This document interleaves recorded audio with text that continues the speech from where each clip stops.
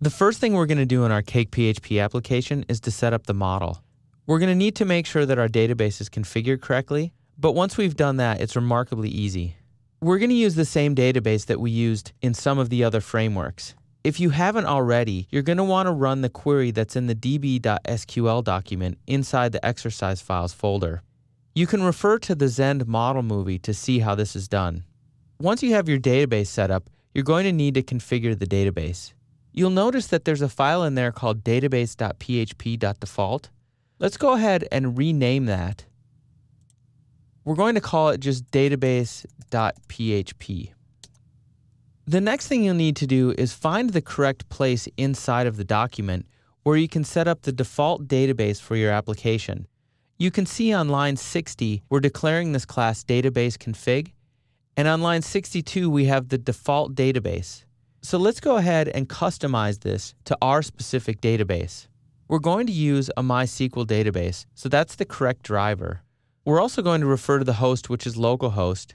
In the case of MAMP, we need to make sure to add an item for port, and we're going to set this to 8889. We're going to need to set our login to root, and our password is also root, but you'll want to change this to whatever the login and password are for your database. Finally, we're going to change the database name to php_frameworks_test, which is the database we're going to use. Everything else can remain the same. Once you're done configuring this, make sure that you save it. Ensure that you've named it as database.php. If you don't rename it and leave it to database.php.default, it won't be detected by the CakePHP engine. So let's open our browser and let's go ahead and reload the main page at localhost CakePHP. If you scroll down, you should see something telling you that your configuration file is present, which means there's a database.php class, which we did, and whether or not Cake is able to connect to the database. If Cake isn't able to connect to the database, you want to log in and make sure that you've entered everything correctly and make sure that your MAMP server is running. Once you've connected to the database, creating the model is fairly straightforward. You're going to go ahead and open the model directory and create a new model class.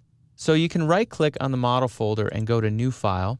We're going to name that file mailinglist.php. Notice that this corresponds to mailing_list, which is the name of our database table. We then write our class directly in PHP. So we'll write a PHP declaration, and we'll use the class keyword to declare a class called mailinglist. You want to make sure that this class extends the app model class, which is the class inside of Cake, which will make sure that everything is set up correctly. The way that you link it to your database is you're going to give the model a name, and it's going to match the name of your class, mailing list. Additionally, you're going to set the table that you want to use by setting a property called useTable. This will be referring to the table that this model is going to be mapped to. The reason why we're adding this useTable is because by default, what CakePHP is going to look for is a pluralization of your model name. So if you create a model, for example, called user, it will look for the users table in your database.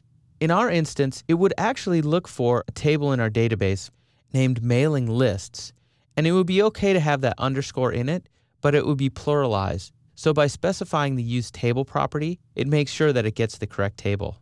So that's it. There you have it. We've now created the model, and we can interact with this, and it will persist our data inside of Cake, and it will also save it to the database.